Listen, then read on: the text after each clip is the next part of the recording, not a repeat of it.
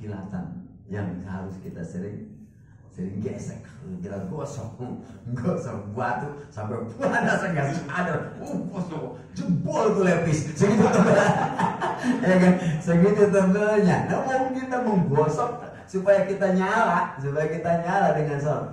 Kadang-kadang masuk, kalau bisa zuhur jadi 2 rakaat, kalau bisa subuh jadi 1. Maka bersyukur. Maka katanya Rasul, bahagialah kalian yang masih dikasih mau. Ingat ya, gimana? Semua tahu loh sholat, tahu orang bisa. Tapi yang dikasih mau itu dipilih oleh Allah. Bener gak? Dipilih oleh Allah. Karena tahu hukumnya sholat, tahu. Tapi yang dikasih mau hanya orang-orang tertentu. Buktinya Adzan berlalu begitu aja. Oh, udah duhur ya. Udah asar ya. Duhur kagak asar kagak. Cuma udah. Benar ya? Tapi kata Allah yang dikasih mau, kata Rasul, bersyukurlah kalian yang oleh Allah masih dikasih mau untuk melaksanakan sholat. Terlepas dari kurangnya sholat kita, terlepas dari gerakannya kurang, terlepas dari bacanya kurang, tapi itu adalah anugerah terbesar yang Allah berikan buat kita. Alhamdulillah, bersyukur ya. Di tengah kota ini masih kita Allah sibuk ya Allah, ya Allah, sangat merinding. Allah kok masih milih saya walaupun nggak tahu sholatnya bener apa enggak, bener ya? Maka harus bersyukurlah kalian yang masih mau melaksanakan sholat karena Allah mau. Kalau orang nggak mau ya itu nggak mau ya kita ini. Nah, bersyukur alhamdulillah. Maka saya ya mudah-mudahan kami ya harus sama kami ya Pak ya, tolong di teman-teman di support. Insya Allah jenengan besok jadi imam di hadapan Allah. Nah, Allah, saya bertanggung jawab kepada teman saya tanggung jawab atas dompet teman saya, gitu kan? Nah, tapi saya lebih bertanggung jawab kepada mereka masuk surga atau nerakanya, karena si dompet bisa mengantarkan neraka atau surga, benar nggak? Benar kan? Kalau tanggal tua kan, warteg aja, pas giliran gajian nggak tahu dari kemana, kan gitu ya? Maka dengan ini bertanggung jawab, yuk kita ngaji, tujuannya hanya satu. Pengen supaya kita bareng-bareng gitu dalam banderanya gudang garam. Pengajian gudang garam. Masuk Sabang melepuh karo Kang Rusti ya gitu. Alhamdulillah, karena likulli imamun mas'ul, setiap pemimpin ditanya mau. Ya. Setiap pemimpin ditanya. Kata teman ayo Pak Rusti. Bukan. Ente pun pemimpin di rumah. Ayo. Kamu nanya. Ente di rumah pemimpin bukan? Kakak. Nah, si anak yang mungil lucu, bisa nggak kita mengembalikan dia kemungilannya, kelucuannya di hadapan Allah nanti? Ayo, Pak, ayo sholat Pak. Oh, Bapak lagi capek. Padahal Bapak pada sholat.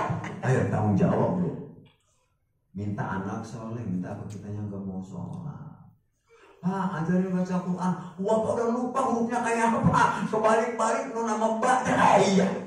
Ayo tanggung jawab bro. Ya benar ya. So, maka katanya Rasulullah ketika bertanya, mata buduna min ba'di. Ya kan? Tanggung jawab kita itu adalah apa yang akan kau sembah wahai anakku setelah aku tiada. Saya sendiri suka nangis, jalan nangisnya habis jawab ya Allah. Kenapa saya lebih khawatir tentang mata kuluna min ba'di? Tentang apa yang akan kau makan anakku nanti kalau aku sudah tiada. Saya jungkir balik siang malam dijadikan siang, saya jadikan malam, kaki jadi kerabat orang tua saya demi anak. Kenapa saya gak pernah nanya, nak nanti kalau bapak udah gak ada kamu sholat apa enggak? Kan itu jujur. Sementara kata orang Jawa Barat bilang begini, like sun like father. Itu kan gini ya kan? Dan Jawa Barat bilang gitu kan, betul ya? Ya anak gak jauh dari bapaknya. Betul apa benar? Oh bapaknya, orang kan sering bilang ya kan? Bapak anaknya bapaknya copet, anaknya nyolong. Bahasa sononya anak bapaknya copet apa kampret, anaknya kalong, atau bapaknya kalong anaknya copet, bapaknya nyolong anaknya nyopet. Kan begitu bahasanya. Yuk ya, jadi yuk kita ini jadi maaf jujur kalau dari anak-anak kita ngaji kan gengsi dikit loh ya, Jokowi bawa gitu loh. Nah, kan di sini kan nggak ada ya, yang mumpung ada dikasih kesempatan waktu hadir ngaji untuk bertemu kan sama teman-teman kita udah asik-asik baik ya, asik-asik aja, nggak terlalu tegang Oh sampai semangkau habis. Ngajinya belum. Dan enak sebenarnya. Nah, enggak ini punya saya masih ada untuk nanti di sini. Ya, poinnya hanya satu saudara. Ayo kita pengen satu kata Allah. Allah menurunkan satu cahaya melalui malaikat rahmat itu ya. Minimal mempertegas keyakinan tanpa yakin tanpa mantap supaya sholat kita jangan berkata sholat saya nggak khusyuk, itu urusan belakangan. Bagaimana mau cerita khusyuk, mau sholat aja enggak? Kan udah, betul dah. Jadi awal cerita khusyuk itu sholat dulu, itu kan. Udah usah bikin khusyuknya, udah sholat orang ruku, orang sujud. Orang takbiratul ihram, urusan khusyuk nanti lama kelamaan itu kalau udah sering kali digosok itu keluar sendiri, bener ya? Keluar sendiri, nggak usah digini-giniin. Nggak usah, takut pingsan. Dan tadi kan, nah terus, bener, ya bener kan? Contoh, dulu kita belajar Fatihah ngapal. Berat kayak, tapi udah kan cuy, dan terbiasa. Maka si musuh pun begitu, ya kan? Walaupun dimenyan-menyan mulutnya, matanya dimerem bulak-bulak, kepala dikirikan, nggak bakal musuh nggak bakal, ya kan? Jadi lakukan ya kan, seperti biasanya dan itu akan muncul dengan kebiasaan, betul ya? Itu paling tidak. Oleh karena itu ini peringatan tahun baru Islam. Peringatan judulnya peringatan tahun baru Islam kan, ya.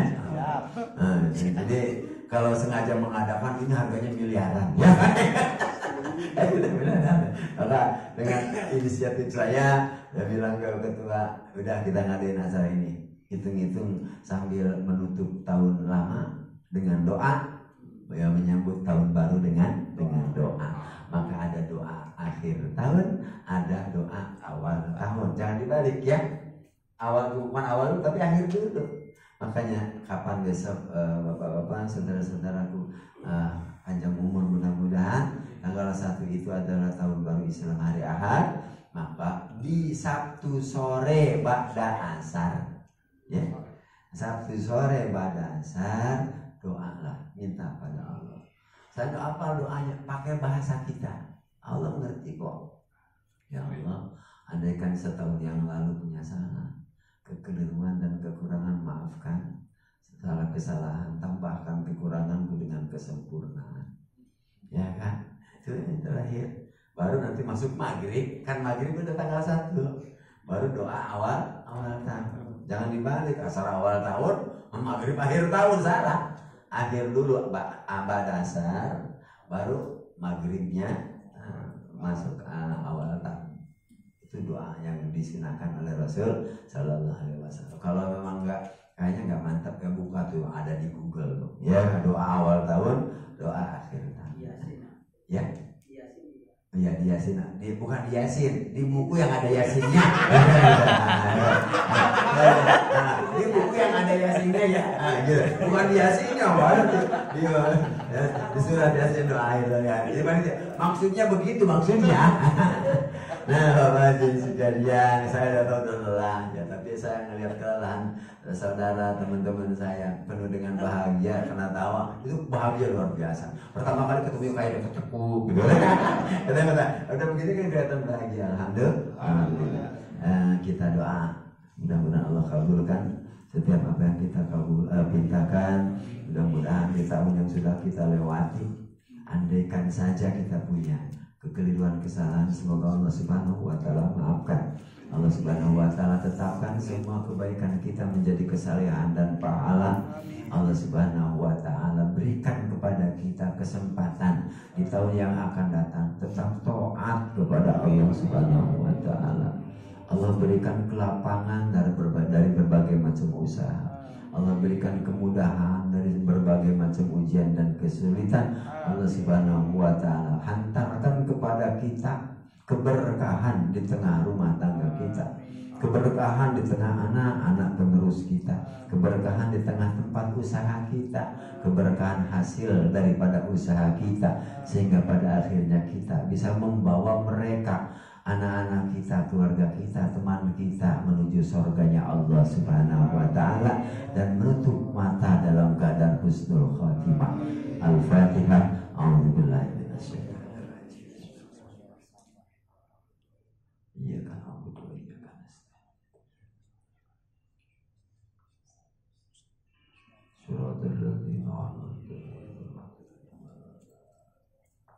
Allahumma salli wa sallim wa barik ala sayyidina Muhammadin fil awwalin wal akhirin wa sallim wa radiyallahu tabaraka wa ta'ala